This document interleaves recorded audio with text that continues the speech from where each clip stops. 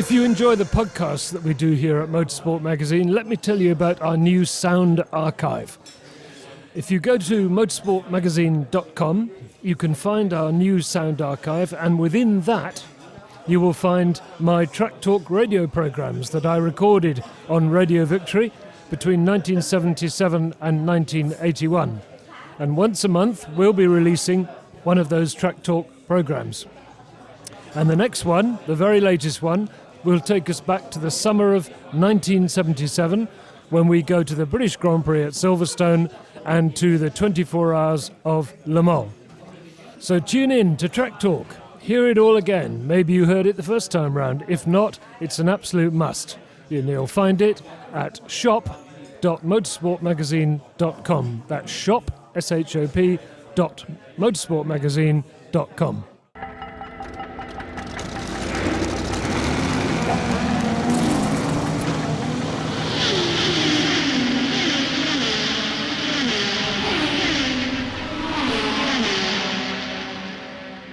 Right, now it's time to tell you about our Formula One season review for 2015.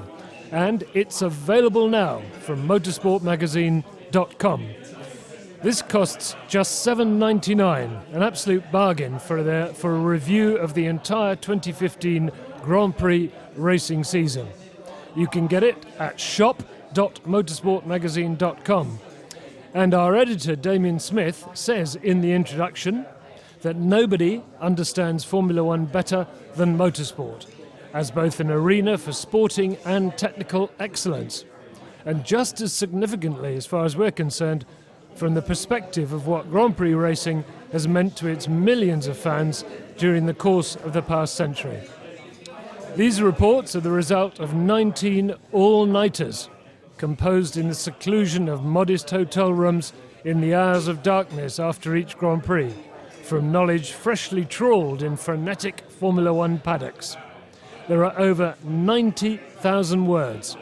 So don't miss the Motorsport Magazine Formula One season review for 2015. All the news, all the features, all the investigations from our man Mark Hughes at every single Grand Prix. Just $7.99 from shop.motorsportmagazine.com.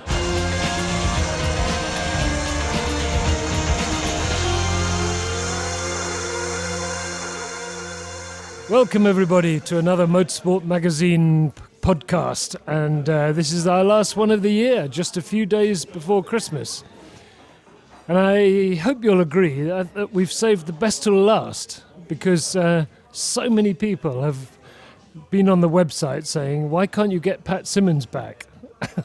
Well, there are various reasons, like lots of Grand Prix and being in foreign countries all the time and trying to beat Mercedes-Benz and lots of other little things he has to do. But anyway, he's here. Pat Symonds is here, and we're in the Ram pub in Chelsea. We thought it would be nice to come to the Ram because it's Christmas time, and we used to have our office around the corner, but not anymore. Anyway, welcome, Pat. Thank you very much. Very nice to be here. Good.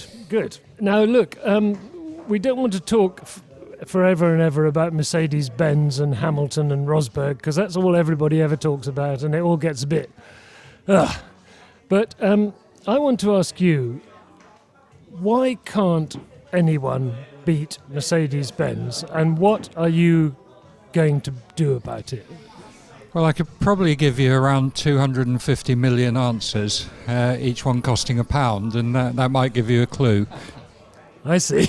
Right. Okay. Well, that's a good short answer and a good explanation, I guess. But is that real? Are you saying to me that if I did give you £250 million, you could beat Mercedes-Benz? No, to be honest, that's a slightly light-hearted comment. But there is, as always, some truth behind it, in that Formula One has got to a point now with these enormous budgets and very restrictive rules where performance tends to come from attention to detail, and attention to detail in many different areas. Now, attention to detail is quite an expensive thing because you need people involved in it.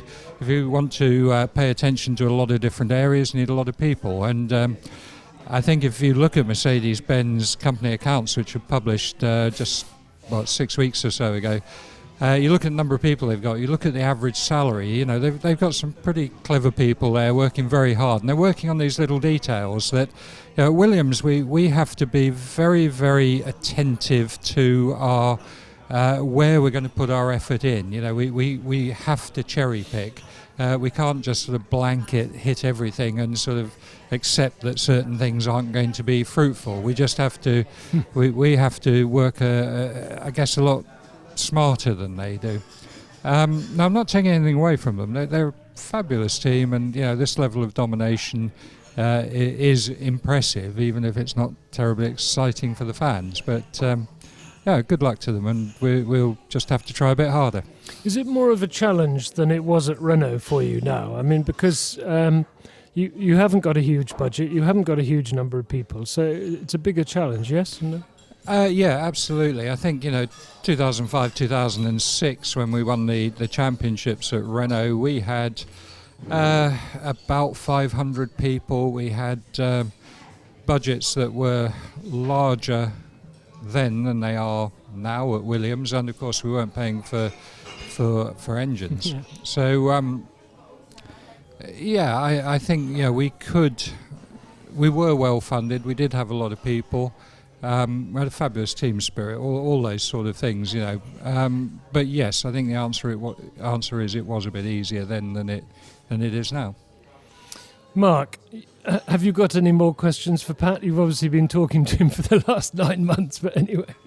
Well, yeah, since we last spoke, since the last Grand Prix, we've had confirmation that Renault's re-entering and has bought the Enstone team, where you've spent about, I don't know, 80-90% of your working life. What do you think the prospects are in the immediate term and in the long term for that team? The first thing I'd say is I'm just so pleased that Enstone is surviving. You know, a large part of my heart's in that team, no matter what name's above the door. There's some great people there, a lot of them that I've worked with. Really pleased to see it be carrying on, and whether it's a Renault name or whatever, I don't think that matters too much. They've got a lot of work to do now. Enstone's a great facility.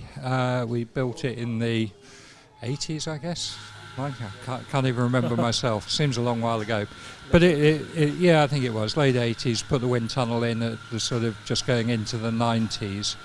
A lot of good stuff there. A lot of good people, and now I think a decent budget, because I think Renault are talking about a €200 million budget.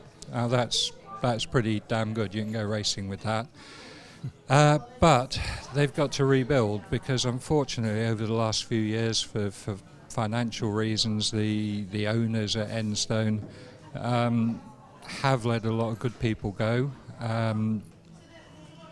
I don't think, other than the simulator, I can't imagine there's been much capital investment there. You know, they've got a bit of rebuilding to do. First of all, getting people in, and you know, it's so difficult in Formula One getting employees, because everyone's on these long-term contracts, and you have to find the window to get them in. So they've got 2-3 years, I think, of rebuilding, and that's apart from, of course, wherever the power unit might be in the coming years. What was remarkable for a while, even after Renault pulled out, was how many layers of expertise that team seemed to have, and they would still come up with a quick comment. You left, Bob Bell left, and then you thought, well, it's probably going to spiral downwards now. And then James Allison came up, and he sort of led a good series of cars, and then he left, and it still stayed respectable for a while. Do you think it's now got to the stage where there's too many layers have been peeled away for immediate success? No, I think there's still some good people there. Now, yes, you're quite right. You know, I guess the sort of last big technical lead was James. Looking at what he's doing at Ferrari, I mean, those of us who know him and have worked with him, there's no surprise in that. He's he's a very clever guy. He's a very intellectual guy, so he's not just he's not just someone who knows how to make a racing car go fast. He's got vision and intelligence. I think that I guess Bob's back there at Enstone, so he can sort of pick up where he left off, and I'm sure he'll start knocking it into shape pretty quickly. The good strong season for Williams Mercedes this year, third in the Constructors' Championship. From the I've not been to so many races this year, but from the outside looking in, is Felipe Massa overperforming and Valtteri Bottas underperforming? Or I don't expect you to sort of slag off one or the other of your drivers, but the general perception is that Valtteri is a champion for the future, but Felipe is quite often, you'd expect perhaps that Valtteri should give him a damn good kicking, but he hasn't. Now, is that Felipe upping his game, Valtteri not quite performing, or where do you see it? I think it's Felipe upping his game. I think when we signed Felipe, really not long after I'd got to Williams, at the end of 13, ready for the 14 season, I was very pleased that we'd signed him. I thought he was an excellent fit for the team in every way, that sort of respectability, that rebranding that we were trying to do with the whole team. And my only fear was how he would react when Valtteri beat him, because I really had seen a little bit of Valtteri. I thought the guy was really, really good. I still think he's really, really good, but I guess my surprise is that in reality, Felipe's a lot better than I thought. And that just shows how transient we all are, aren't we? Because in 2008, he was, well, arguably he was world champion for 5 seconds, or however you want to look at it. He was a strong contender all the way through that. Well, if he'd won it that year, it would have been completely on merit. You couldn't have taken it absolutely on merit. Absolutely, and I think we'd all forgotten that, because since the accident in Hungary, arguably, although in retrospect I think it's coincidental, but arguably, his performance had dropped a little bit. And what it needed was that sort of reinvigorating that I think he got from leaving Ferrari, coming to Williams, being in a team that really respected him, really liked him, really wanted him to get on. And we saw that he was also pretty damn quick if you gave him the right conditions. Nigel? Just coming back to budgets, Pat, something that struck me towards the end of the year was the whole business with Felipe and the, quote, overheated tyres, the controversy about all that. And the fact that, correct me if I'm getting this wrong, Williams believed they were absolutely bang to rights, in the right, not a problem. But on purely financial grounds decided not to challenge it. And on top of that, if you got your points back, that would also have bunged another God knows what on top of your about 15 championship grand, entry fee for next year. Yeah, so I won't say it was totally a sad situation, I thought. It is, but it wasn't totally on financial grounds. I mean, you have to understand that the International Court of Appeal is populated by some pretty good legal brains, and you can't go in there living on your wits. And I've been there a few times. I've even won a case there, which I think only myself and Ross have ever done. Yeah. So you have to be prepared to go in there with pretty high-powered QCs, a very good case. It takes a lot of preparation, takes a lot of effort. And a lot of money. And we didn't feel it was particularly good use of money. I think if it happened at the beginning of the year, when we wouldn't have known whether the points were important or not, we'd have had to go for it. But at the end of the year, we knew third place was secured. We didn't need to do any more. And it was just a pragmatic solution.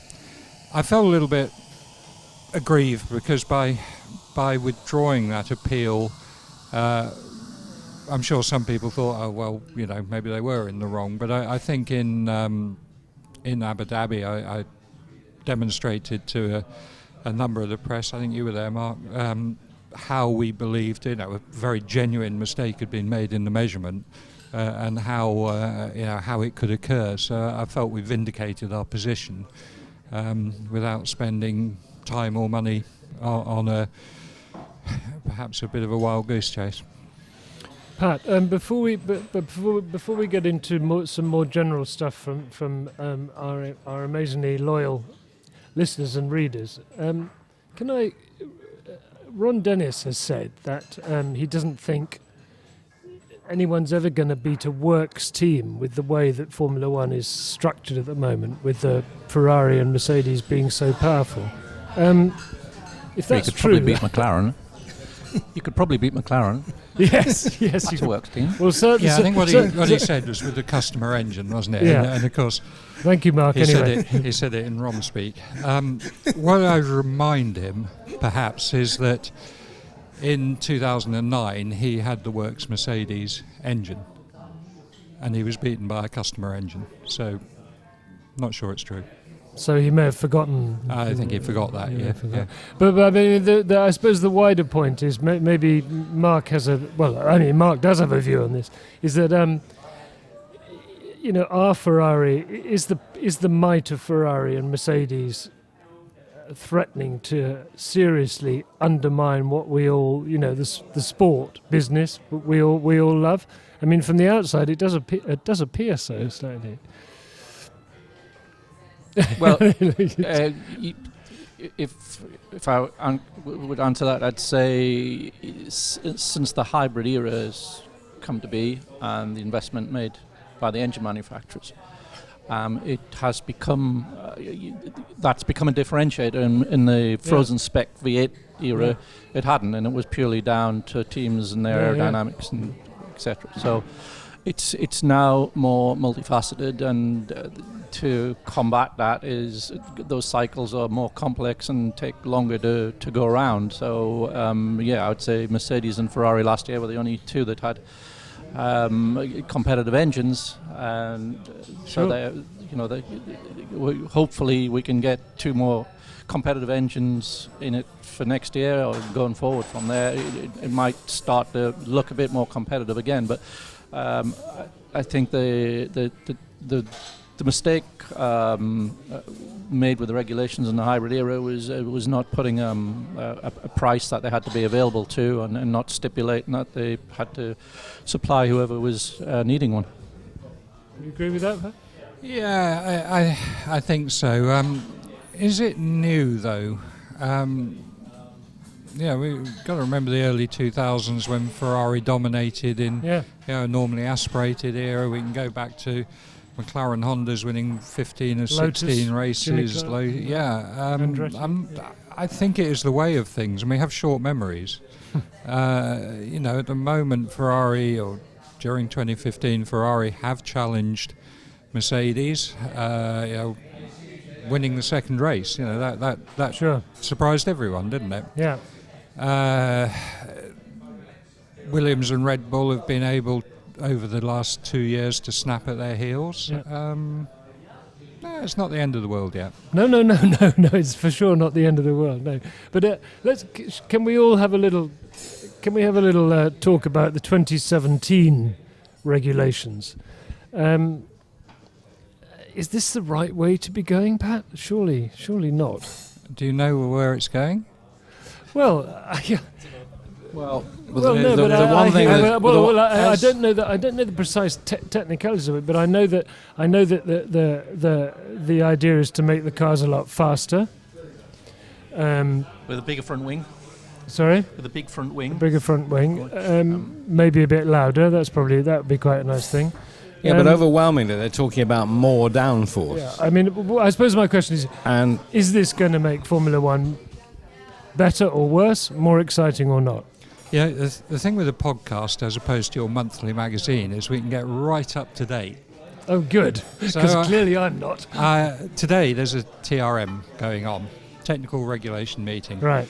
So I parked my car around the corner, and as I walked to meet you, I took my messages from our chief designer who's attending that meeting, and it's totally different to what it was yesterday. So there's well, do tell. So we can be quite up to date with these Fantastic. things. So the mood of the meeting today is that Pirelli have said that with the sort of loads that the cars will be capable of producing if we stick to the aerodynamic rules that the strategy group have asked us to develop, that their tyres won't be able to handle it unless they make them much, let's say, more resilient and therefore slower, and therefore negating a lot of what was done. So now there's a bit of a backtrack today to try and pull some downforce off the cars. So I think... What's all this? I really think Alice in Wonderland ought to be sitting on the strategy group. It was just something Pat said that we better not pick up on. Just that. The fact that we try and make the cars fast aerodynamically, and then the tyre manufacturer said, well, we can't do that, and so we'll have to make harder tyres, therefore... Which will dial out a second lap of whatever that we've just got through downforce. Fantastic. This is when you call Michelin, isn't it? But isn't the fact that we're all laughing about it, doesn't that tell us, hang on, we may have a new regulation... More downforce. No, we thought we had a new regulation coming through there. No, but the fact that we're all sort of laughing, oblique sniggering about it, does tell you something, doesn't it? I mean, you know, that it's all too complicated. Doesn't it need simplifying some of this, Pat? I mean, haven't we? I'm not convinced it's complicated. What do we mean by complicated? What we've got to do is we've got to make sure that for the spectator, for the fan, things are simple. Yeah. It doesn't matter the levels of complexity below that the engineers and the teams have to deal with. I don't think matters a lot. It comes down to a cost thing, of course. You know that does come into it. The spectacle does matter. But the important thing is that we have something nice and simple that the spectators can understand. I think it needs to be a reasonably genuine competition, and I add the word reasonably because I think unfortunately if you make it a pure competition you will get the dominance that can damage the sport, and so although I know Nigel hates DRS with a huge intensity, those sort of things I think actually can improve the racing, and we've had some very dull racing without overtaking. But it would also improve the racing. They simply made the cars to a specification where they're allowed to overtake, where they could overtake without DRS. Yeah, and I think I do agree with that, and it's why, to be honest, the 2017 regulations as they stood, I don't think were very strategic. The trouble is that we get this sort of decree. There's a bit of a unilateral decree that what we need to do is make the cars faster and then everything will be fine, and we have to go and do it. And I cannot understand where the logic comes from that puts us there, because suddenly someone, and I think it's just one person, decides that if we make the cars 5 seconds a lap quicker, everything will be fixed, everything will be great. No, it won't. But we actually run, but faster. Yeah, we run between, when we do our sort of low fuel runs at the beginning of P2 on Friday, and then going into our high fuel runs, we got a difference 4 or 5 seconds. Can any of you, if I blindfolded you and pushed you out by the side of the track without you knowing whether it was the beginning of P2 or the end of P2, you wouldn't have a clue which it was. 5 seconds a lap is meaningless. It's absolutely nothing to do with it. And this idea that, I think one of the things that led to it was Max Verstappen, and this sort of thought that how can someone who's 17 years old come and drive a Formula 1 car? Well, why the hell can't he? Yeah. I'd look the other way and say, why have we got people in their late 30s driving Formula 1 cars? They should be gone by then. It should be a young person's sport. What's the age of a professional footballer? It goes into his 30s and he stops. And a lot of them starting as teenagers. If you'd said that in 1950, Fangio would never have had a career, and he was in his late 30s when he arrived. Yeah, but I don't think that destroys my argument at all. We've got to appeal to the kids amongst all the other things, and I mean, someone who's driving racing cars while they're in their late 30s. The kids think that they're grandfathers, they want to associate. It's not only the kids who matter. It's not only the kids who matter, but I tell you what, when we're long dead and gone, those kids do matter because they are the ones who replace us. What also matters is that whatever your view of Verstappen is, he's very exciting to watch, and that does matter because it should be very exciting to watch. That's. I agree, and I think that's one of the advantages of youth, isn't it? That you're a little bit impetuous, and that's a good thing when it comes to sporting endeavour. Okay. Sorry, I just wanted to throw this in quickly. Last time you were here on the Motorsport Magazine podcast, Pat, you said that Williams wasn't ready for Fernando Alonso. So, are you now? What you said was not next year, a year after. Maybe. I know that. Mark knows me very well, and he knows how much I do my homework. So, driving down here today, I listened to your season preview podcast so that I'd know what you were going to talk about, and of course that was one of the things that came up. I did say that.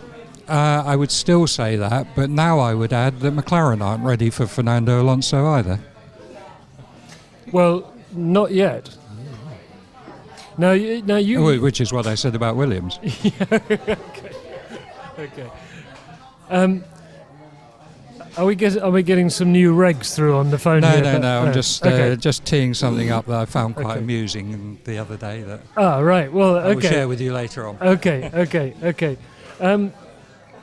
Let's talk very briefly about McLaren-Honda because it's one of the stories of the year, obviously. Mark, you were quite pessimistic actually mid-year about them. How are you feeling now? And also, can I ask you, Mark? Isn't it bonkers that the regulations prevent them improving the engine enough to get to the front of the grid? Then we'd all have a better race, and we'd all see two world champions at the front, not trailing around with the manners. And I don't think they are prevented by the regulations as they were implemented last year, and I think, correct me if I'm wrong, Pat, they will be implemented this year as well, whereby you can have development during the season. But then don't you get penalties? No, the penalties are for something else. They as they stand. Sorry to interrupt, but this shows that it's too damn complicated. Absolutely, doesn't it? Well, it might be that, or it might show that I'm completely off the case. But anyway, no. I thought that when you referred to me being pessimistic earlier in this year, it was when the regulations were about to revert to the original with 2014, whereby nothing could be done during the season. And at that stage, the word from the Honda engineers to the McLaren engineers was, we're not going to get this new engine ready in time for the February 28th deadline, in which case they were going to have an awful 2016, just as bad as 15. Now, as they are about to be interpreted, I don't think that limitation is no longer there. You're now allowed to develop in season. You still have the penalty system, but it's not. It doesn't freeze your engine for the season. There's an ever sort of tightening noose around your neck as the years go by, but there's plenty of scope for development still before that becomes a limitation. But Pat, what I don't understand here, forgive me, is I don't get why these regulations exist, because surely part of motor racing is to develop your car and make it. It was for reasons of cost. But the cost is out of control anyway, isn't it? No, but that's not that's not an excuse for making it worse. That's the most ridiculous argument I've heard. Yes, I know. Well, no. Well, yes, but we have a murder rate in London. Okay. Then it's got really bad. So let's forget about making it illegal. Okay. Well, we'll have to edit out. We'll have to edit out my worst stupidity. But listen. But the thing is, what I meant was. That as a percentage of the whole cost, it makes a real difference to prevent people from developing, does it? Yes, it does. Okay. Yeah. Yes, it does.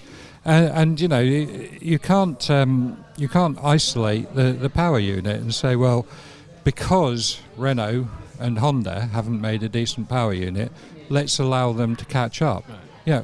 My car doesn't have as much downforce as a Mercedes, so why don't you give me more wind tunnel time? It's exactly the same argument. You cannot be selective because someone's cocked up. Okay, so what you're saying is I think that in the past there have been times when if memory serves, when Renault were allowed to catch up, weren't they? In the On Red the power Bull. unit, In the yeah, Red- yes. yeah, there was, yeah. So there are anomalies Yeah. along the way. Yeah. Well, why doesn't someone who's less stupid come up with a question now? I'm going to take a little break, okay? Because I think maybe I'm more Formula Ford than I am. Pat, I think you were saying that the 2016 Williams is going to be a different concept from the last two cars. First of all, is that the case? And is there a limitation with the 37 that you couldn't surpass? Yeah, I mean, it's quite hard to answer these questions with what you consider evolutionary, what you consider revolutionary. I don't think when you see the car you'll go, crikey, that looks unlike anything I've ever seen before. But in our world, yeah, we've made some reasonably significant changes. I have to say some of the more revolutionary things that we tried during the development of this car haven't worked, and we've had to revert to something a little bit more conventional. But at the same time, in the world of a designer, yes, it's quite a different car. But I'm afraid it's not one where you're going to look at it and say, that doesn't look like anything I've ever seen before. Pat, can I just ask, you were talking earlier about keeping things simple for the spectators and keeping them entertained. Do you think they've had a fair deal in 2015? And I ask that because when I was working in the paddock full time, even a race that was on the surface not necessarily particularly close fought, I'd go through the race history chart and I'd look at various strategies, and I'd always find a point of interest, to me, certainly. This year, even though I'm at a distance most of the time, I still look at race history charts out of interest, and I have struggled quite often this year to find, any points of interest. I just wondered how it looked to you from the pit wall. I think I agree with you. I think 14 was actually a really good year. Because even though we had that domination of the Mercedes, there was some damn good racing between the Mercedes. There was, 3 wins for Red Bull. There was, Williams getting there and things like that. There were lots of points of interest. Now, this year, okay, we've had the wins for Ferrari as well, but we haven't had that fight with the Mercedes. We've had this thing that absolutely bewilders me, where Lewis sort of dominates until he wins the championship, and then he crashes his red car in Monaco and falls asleep. Nico sort of wakes up after that, and I think we all think we understand a lot about motorsport. When we see things like that, I wonder whether we really do. Who can explain that? Well, I think that's this bit I find really interesting, because it's about the people, not the cars. And doesn't it just show you that even guys at that level, I mean, they're just human beings, and Lewis, job done, exhausted, got everything he wanted, ticked everything off on the stat sheet, and that's a few tenths, isn't it? Don't you think? And all it needed. Pat, could you imagine Vettel or Alonso being like that? Well, yes, I can, because I don't think that. I actually think you're quite right. I think that is what's happened, but I would guarantee that Lewis he'd be appalled at that suggestion, because he really would not believe it. No. And I think it's something that happens in your subconscious. Yeah, we were talking earlier about Felipe, Did Felipe get into a Williams and find it suited him better or anything like that? I don't think so. I think it was much more the mental state. Yeah. And, these elite sportsmen, their self-esteem is really important in their performance. And I think, you can, unconsciously, that self-esteem can go up and down. Once it starts to go down, it sort of spirals, and equally when it goes up, how often have we seen a guy who struggles to win his first race, and then when he's won his first race, bang, he's off, and he's winning race after race, and again, it's part of this. I call it self-esteem. Maybe it's more to do with confidence and things like that, but it is definitely a human factor. I think it's also that movement for saying, I know I can do this, I've done it. So now I really know I can do it. And it's interesting to me that somebody like, a competitive guy like Nico, well, they're all competitive, I know, but as soon as he sniffs a slight, the very macro chink in Lewis's armour, he's on it, isn't he? Yeah, absolutely. And Nigel, you mentioned Fernando, but you see, I think that's something that I found. Or Vettel, yeah. I would have thought winning the championship they would still want to win the remaining races just as much, those two.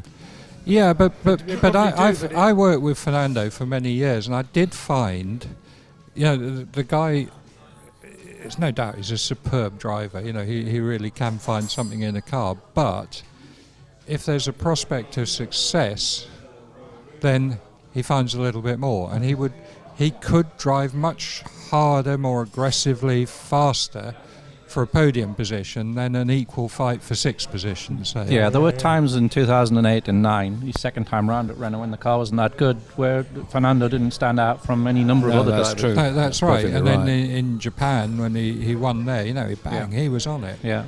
Sure. But I think part of the fascination, Rob, you talk about human and not cars. For me, the fascination is that it's both and how they interact. And I don't think it's coincidence that Hamilton, as the title became a formality, as that came onto the horizon, I think what was going on at the same time was the Pirelli stipulation about the tyres and the impact that had on the Mercedes in terms of the setup that it could run. And I think Nico understood the implications of that change in setup and worked a lot harder at understanding the implications of it than Lewis did. Probably Lewis had other commitments, not just going to parties. As a world champion, there's probably more commitments he was penciled in for than Nico. So maybe that played its part as well, if we're being charitable. But I don't think it was purely just a driver thing, although I think it was partly that. I think there was also a technical element to it. Can someone explain that to me then?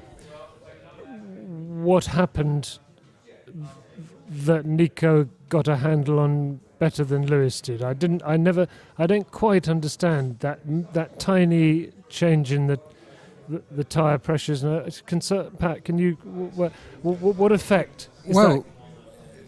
Is it an effect at all? I think this is what I'm getting at. That Lewis believes that something changed on the car in the latter part of the year. Now, I suspect that the Mercedes engineers are scratching their head wondering about that. It is true, of course, from Monza we did have to run with different tyre pressure prescriptions, and they will have altered the car, but to the point where it totally swings it, I find it hard to believe. And that's what I was alluding to earlier when I said, we all think we're clever and we think we understand these things, but I'm really not sure we always do. But then we saw Mercedes in Singapore, the car which had dominated for the previous 2 years was suddenly a second off the pace. It was a sort of a net swing of 2 seconds, which was they say they put that down to was running in completely the wrong window for the new tyre pressures. And there will be something in that for sure. Pat, we have a question from Eric Blaise, and Eric wants you to talk to him about your pit stops, because he suggests that Williams' pit stops are not always as good as its competitors. Would you? Well, Eric, it's very nice you said it that politely, because they really have been appalling. Well, actually, he didn't. I did. Okay, well, thank you. Our pit stops this year really have been they've been a horror story. We've had a problem.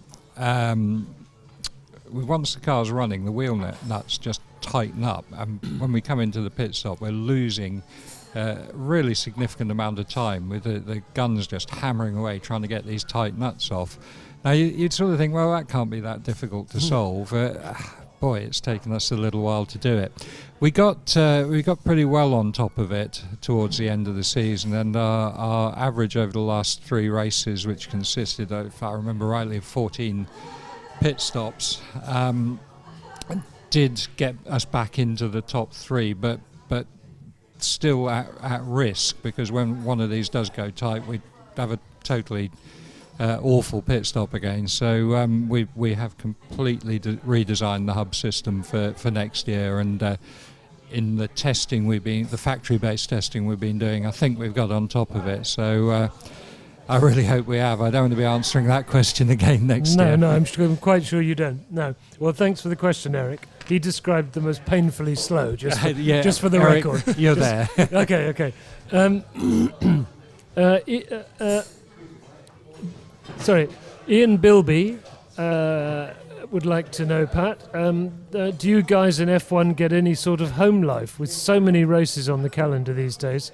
Do you have any interests, any activities, leisure outside Formula One anymore? Yeah, it really is hard. The season is very, very long. More and more flyaway races, which by definition take more time out of your home life, etc. I'm quite lucky. I don't go to every race because there's a lot to do at the factory, but that doesn't mean that I work any less. It just means that you don't have all the travel and stuff. And it's interesting that when I was younger and getting involved with Formula One, people actually they loved the travel side of it. It really was. It was part of the attraction. These days, I find it more and more difficult. Particularly as people get into their sort of late 30s and they have families. It was a very different World Championship back then, Pat. It was, yeah. It wasn't.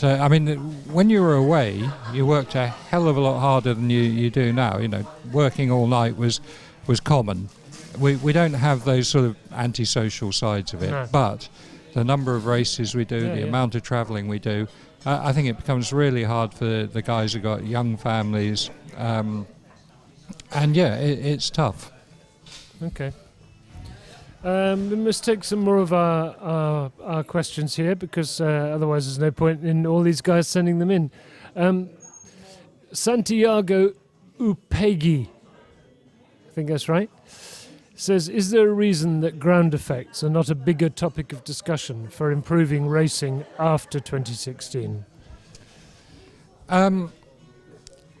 Improving racing. They're a very efficient way of getting downforce, that's for sure. I think it's if I just interrupt very quickly, I think when people talk about improving racing and they talk, and you've landed on some of these generalizations quite rightly. I think the undercurrent here is people saying, they want more drama, more excitement on the track. Come and sit in my seat then. I have quite enough drama. I think that Santiago, I think actually he's asked a question before of one of our podcasts. I believe so. But I think that there's what may well be a misconception that ground effect cars are not affected by the wake of the car in front. Yeah. I don't think there's any evidence that that's the case, and the little bit of work that's been done on this, and I'm going back now to the overtaking working group of 2008 that I was a member of, perhaps showed the opposite.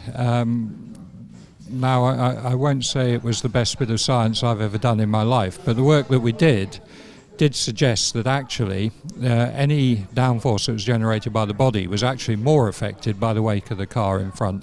So I think it's a bit of a misconception that ground effect is the answer to everything in terms of better racing.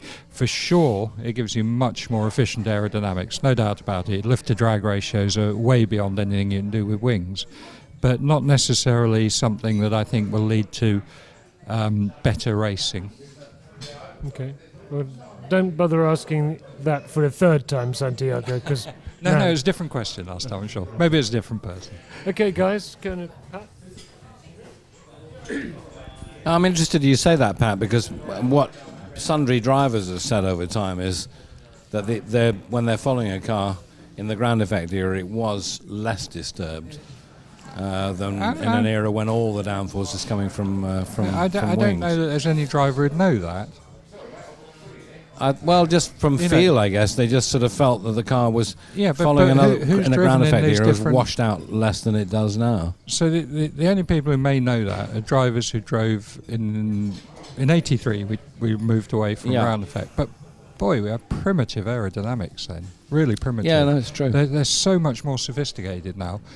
You know, in '83, and I mean, I remember it well, yeah, the Tolman, the '83 Tolman was an incredibly quick car.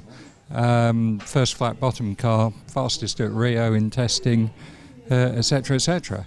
But gosh, it was unsophisticated. There were vortices all over the world coming from that thing, you know. Whereas now we try and control them a little bit more. Swirly. Okay, here's a fastball for you. Ray Tanvier says, do you think Williams could have won a Grand Prix or two over the last 2 seasons if you had a top driver? Okay, right. Sorry, I Pat. think I'm going to answer the question, but first I would say that, you know, I'm immensely proud of what we've done at Williams. It's been one of the highlights of my career, you know, that being involved with getting that team up to third place twice in a row, because doing it for a second time, I think, shows that there's no luck in it. You know, it's good, solid quality. Sure. So I'm immensely proud of that, and I have to say I've enjoyed it as much as winning the World Championships that I've been involved with. But in doing it, I have this overriding regret that we haven't won a race in the last 2 years, and it really gets at me. You know, the first answer to the question is, whoa, I wish we had won the race. But I do think that given the opportunities, and I mean by that the car, the team, the operation, the whole thing, I don't see why our guys shouldn't win a race. Now, Felipe has won races, he knows how to win races. Valtteri will win races, believe me. So I don't think that it's that has stopped us. You know, a few points more downforce, a few kilowatts of engine power, and quicker pit stops, and maybe we'll get there. Yeah. Pat, do you think that maybe less on the driver and more on perhaps strategy at Silverstone this year? I mean, there are times in the past when one team, with its 2 cars running at the front, might have imposed on driver. I mean, say Valtteri notionally being quicker, said to Felipe, right, your job, you're the jammer car, let Valtteri go, we're going to try and get through it. I mean, do you think that race was winnable if you'd employed that kind of selfish strategy, or sacrificing one driver for the sake of the other? No, I don't. No. You know, Silverstone's been analysed to hell by the whole world, and twice as much by everyone at Grove. So,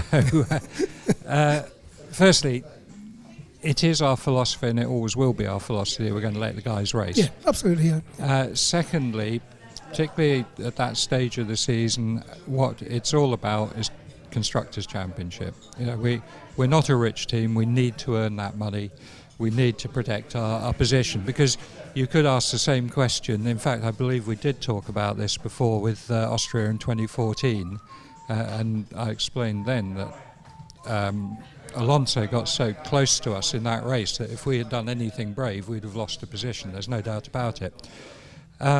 At Silverstone, slightly different situation, and of course we're only talking about the first part of the race before the rain started, where Valtteri was sort of saying, well, look, I'm quicker than him, let me pass. Well, A, that's not the way we operate, and B, what evidence do you have? Every driver who's following another driver thinks they're quicker than them, because they don't have the concept of distance, speed and time. What they do is they close up on the brakes and they say, oh, I haven't got such good traction, and you know, they just say, I'm quicker, I know I can go quicker, it's easy. It's not quite like that. Equally, if we had tried to swap them over with the Mercedes were right on our exhaust pipes. I'm quite sure if we tried to do something a bit too clever, we had a chance of losing position to them. So I don't think it was that. You know, let's face it, we got into that position because Mercedes made poor starts. They still had a quicker car than us. They qualified in front of us. They were lapping quicker than us in the dry part of the race. They had a quicker car, and you know, that's a pretty good way to win races, to have a quick car. That's that's what we all try and do. Of course, ultimately we got the rain, and you know, that absolutely destroyed our race anyway. But I do think And I don't know all the answers. I say we've analysed it over and over again. We have, but one never knows until it's actually happened. But my belief is that it wouldn't have made any difference to the outcome of the first part of the race, forgetting about what happened once the rain started. I remember a few races back when you were running Fernando in the Michelin days against Ross and the Bridgestone Ferrari, and they would run. I seem to recall the Bridgestones were quite delicate on full tanks. You couldn't hammer them on full tanks, and they would use Rubens to keep Fernando off Michael's back while Michael got the tyres into good shape and then sprinted off. That's something that you wouldn't sort of envisage doing. No, that we certainly used to race like that when we had in those days you're talking of, in the Renault days, it was a little bit of a sort of a one-car team, as Ferrari was, and I think both of us were just racing one car against another car. We would use those sort of tactics for sure. At Williams, we don't race like that. I'm not saying we never will, but at the moment our rules of engagement, and we have written rules of engagement, so we don't have these sort of discussions and arguments afterwards. At the beginning of every season I write the rules of engagement that everyone signs up to, and that's how we go racing. And at the moment those are that we will race each other as hard as we'll race anyone else. I'd like to ask you a question about Frank Williams, actually, because so many fans around the world love the Williams team, and a big reason for that is Frank, in my opinion. What an amazing man! Give us some sort of insight into. He comes to quite a few races, doesn't he? And how involved does he get, Pat? Frank is a fabulous person. Frank is at the factory at Grove every single day of the week. You can go to his office anytime you want. Always got time for you. In fact, always welcomes you, because he just loves chatting about racing. Like, when are we going to win? Yeah, he does ask me that occasionally. But Frank doesn't take that sort of final executive role. Of course not. These days. But he still has a sort of strategic role. He still he knows where he wants the team to go. He knows what he wants the business to do, and he communicates that, and that is essentially what we work to. And everyone at Grove has this; they're in awe of Frank, and what he's done, and everyone works for Frank. It's just so nice that the name above the door is the guy sitting in the office in the top corner. That means something. So many people, when Enzo was alive, used to say at the back of their heads, there was always the thought, essentially, I'm racing for Enzo. In my experience, I would say Frank is probably the only other person of whom that could be said. Yeah, I remember Clay talking about it, for instance, back in 1979. I think you're right, and a lot of people in Formula One are quite transient. Frank's anything but transient, isn't he? He's been there forever, and people respect that. And at his heart is motor racing. There's nothing else matters. We have a very successful advanced engineering division at Grove that do some fabulous projects. But Frank's interested in them as a business. But really, how much money can they generate to pay for the Formula One team? It's racing is in his heart. Well, you're going to be very involved in the Jaguar Formula E car, aren't you, at Grove? This is the latest development. Yeah, absolutely. Williams Advanced Engineering are really world leaders in a lot of the electric vehicle technology. As I'm sure a lot of people know, they supply all the batteries to Formula E. They've done electric vehicles for people as prestigious as Aston Martin and the electric Evoque and things like that. But with the Jaguar Formula E project, which is being done in advanced engineering, it goes a bit further, because they'll be doing the whole powertrain for that car and indeed racing it as well. Yeah. Okay. You said you had something on your telephone that you wanted to share with us. I was going to do it if the opportunity came up. Well, the opportunity is here, right? Is it the Concord Agreement? Haven't seen the Concord Agreement yet, is it that? Some of my bedtime reading, of course, is the rules and regulations of Formula One. And the other day, I happened to come across this, which is off nicely, actually, in the statutes of the FIA. And it amused me, because it says potential candidates to stand for election to the position of president, deputy presidents, vice presidents, presidents, members of the Senate, members of the World Councils, and members of the Ethics Committee must be under 75 years of age on the day of the election or of re-election. I just found that amusing. I don't know why. I think it's very indicative of a certain kind of bureaucracy, isn't it? It didn't say anything about age limits for commercial rights holders anywhere. Of course not. While we're on the subject of age, can we talk about some of the young drivers of 2015? Because I think Mark might agree with me. They've been a talking point. Certainly been exciting to watch. Who's impressed you, Pat? Well, the obvious answer is Max Verstappen. I think he's impressed everyone. But I have to say Carlos Sainz as well. Funny thing with Carlos Sainz, because his dad is one of my heroes. I think rally drivers are just out of this world.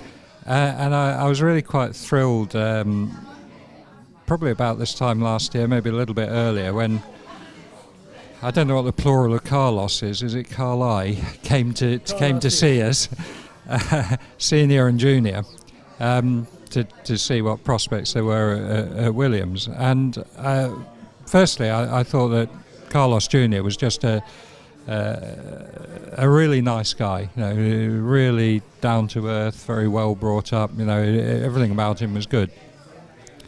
And I've almost felt a little bit sorry for him this year, because I think he's been overshadowed. I actually think there's a hell of a lot of quality there, but Max is definitely something special, and taking the focus away a little bit. But you say that, but I mean, look at Sainz's opening lap in Abu Dhabi. Yeah, Jesus, yes, absolutely. Gilles would have been proud of that. I really think the guy is good. First time at Suzuka it was wet, and most people just crash in those circumstances as novices. He went P1, second faster than Verstappen. Yeah, no, there's some quality there, and I think the focus has been on Max. But I think we shouldn't forget Carlos is pretty good. Well, it's interesting actually. If they had both been 20. Perhaps it would have been a little more, even-handed in terms of the sort of hoopla and publicity and whatnot. You mean over the hill? They had. Yes. God, there's no future for us then, Pat, I tell you. Anyway. I think the other one, just one of the things that I really enjoyed, one of the high points of the year, was to see Sauber and Felipe Massa in Australia. Sauber had that terrible dry period in 2014.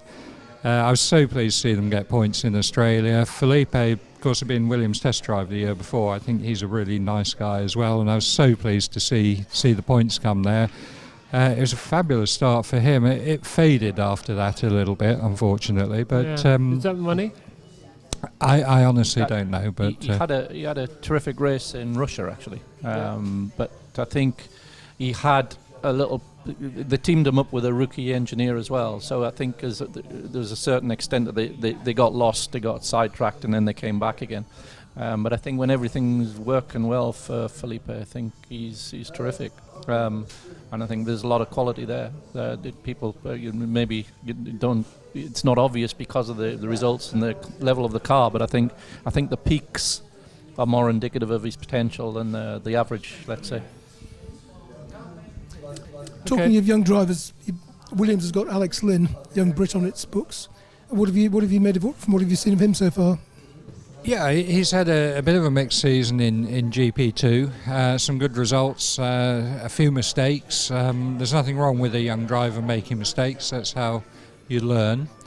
GP2's a strange formula. It's very difficult to impress in the first year.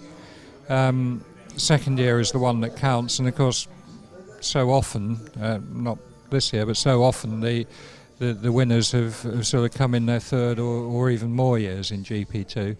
So I think Alex, I would class that as a good first year in GP2, but next year is probably the one that counts.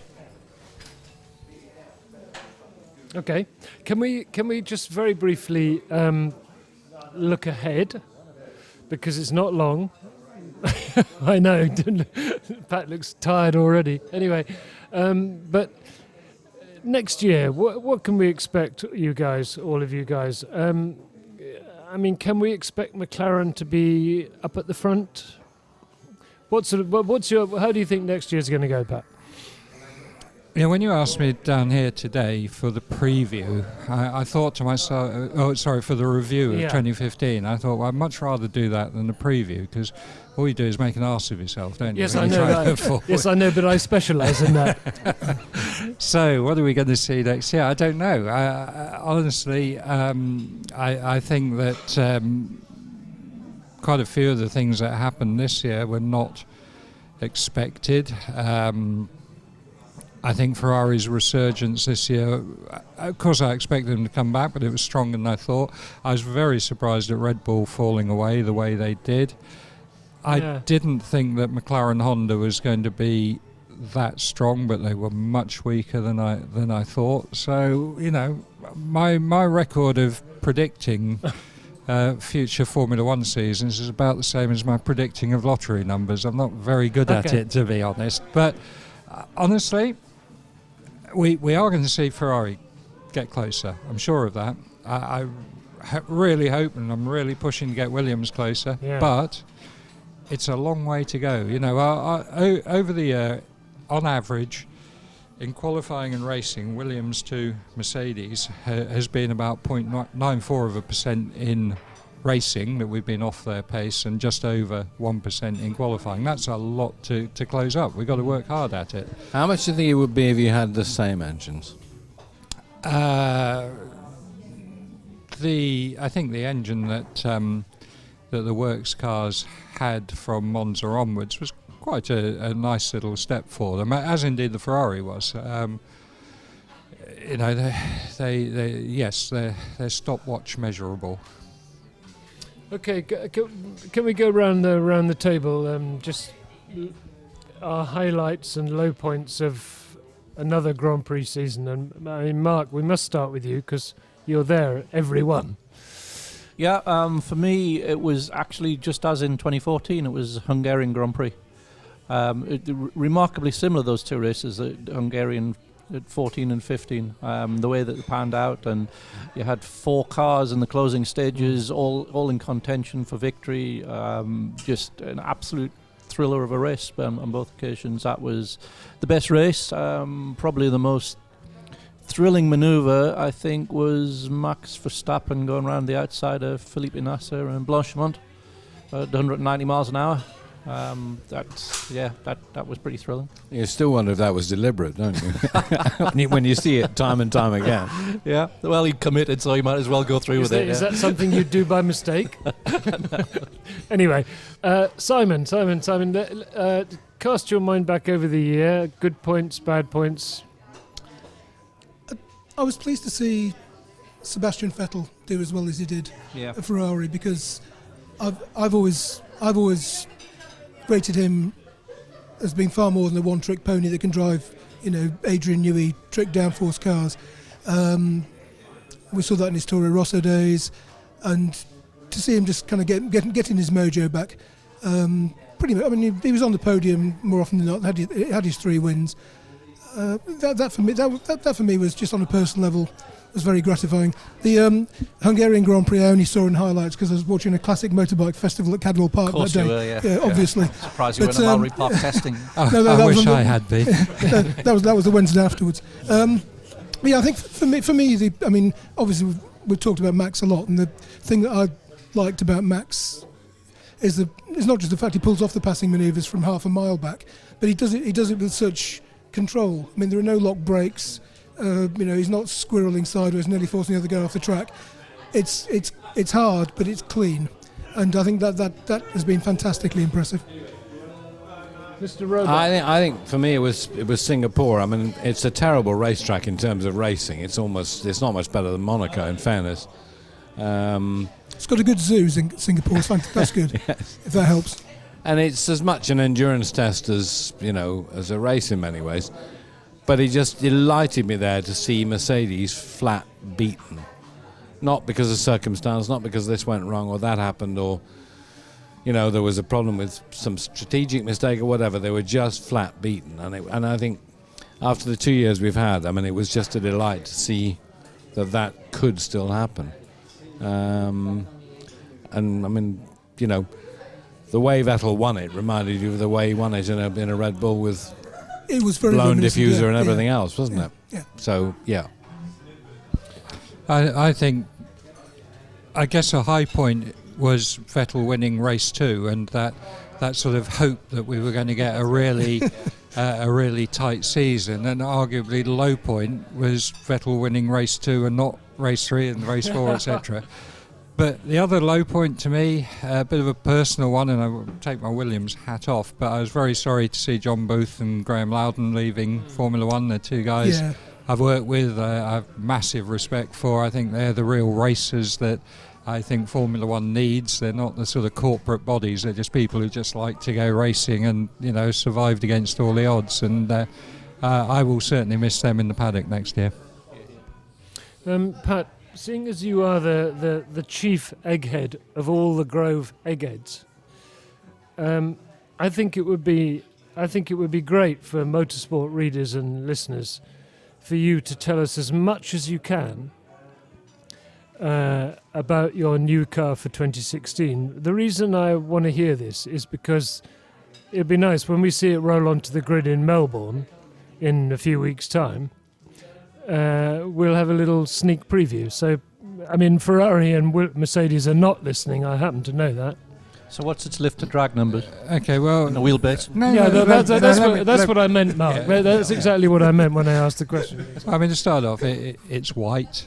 It's got red stripes and light blue and dark blue stripes on it. Yeah. It's a very nice car.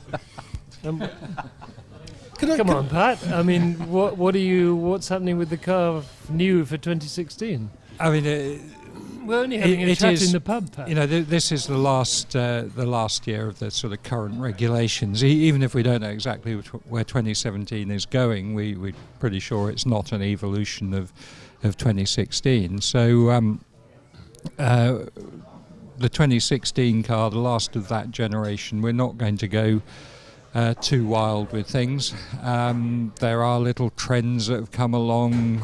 In our case, we've probably done quite a lot of work around the rear aerodynamics of the car. We've shortened the nose again. That's no big secret. You'll see that eventually. That makes it pretty difficult getting it through the crash test, but that's where the challenges lie. New hubs. New hubs, yeah, absolutely. Yeah, don't want another question about my pit stops next year, do I? And I think, as I said earlier, you're not going to look at it and say, "Wow, that's different." But it's a good, solid evolution of what we've done through the last 2 years, and our development rate over the last 2 years has been pretty reasonable, I think. Yeah. We went round the table before with the highs and lows, mostly taking a slight sideways glance. I think it would be appropriate to pay respect to Jules Bianchi as well. The first Formula One driver to die as a result of injuries at a racetrack for 20 odd years. He was a good kid. He was a good kid with a lot of potential, and he will be missed. The other side of the sport that we all love, absolutely. And okay, well, that's about it really for our look back on the 2015 Formula One season, unless any of you are absolutely gagging to say something else.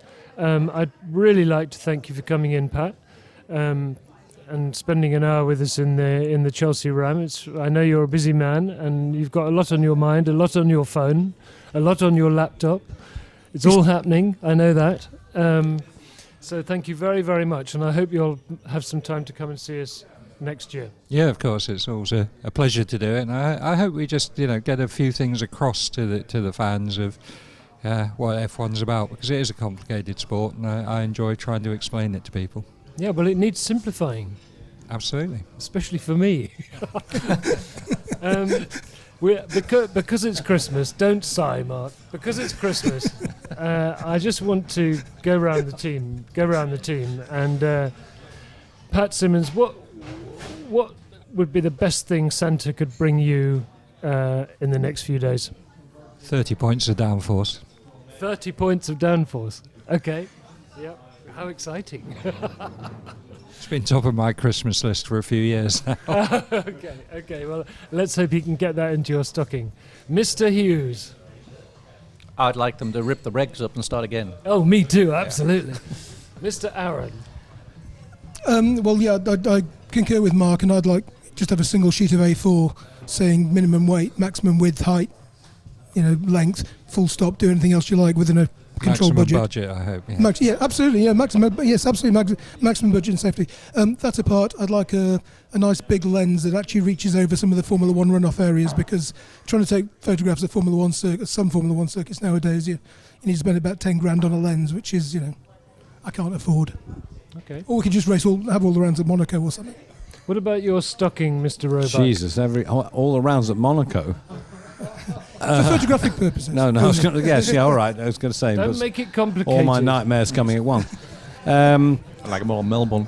I completely agree with what the boys have said. I think for next year, really, the main thing is I would like to see every top driver with the equipment to be in the thick of it.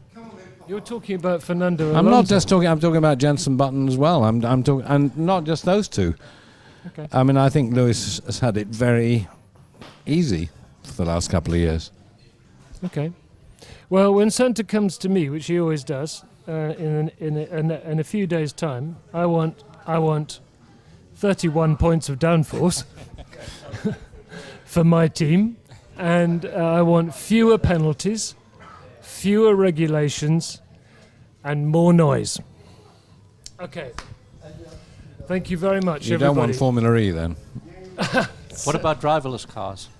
Oh, no. Yeah, well, it was the next logical step. There is one person I Rubber think who race, would yeah. love a driverless car, and that's Frank. Well, yeah, I mean, that's a good way of reducing the budget, isn't it? But you will have a little bit more noise next year. The changes to the wastegate, there's a little bit there. It's not huge, but there's a little bit. Good. Okay. Well, I don't want them to sound like the V8s anyway. I just thought that really was white racket.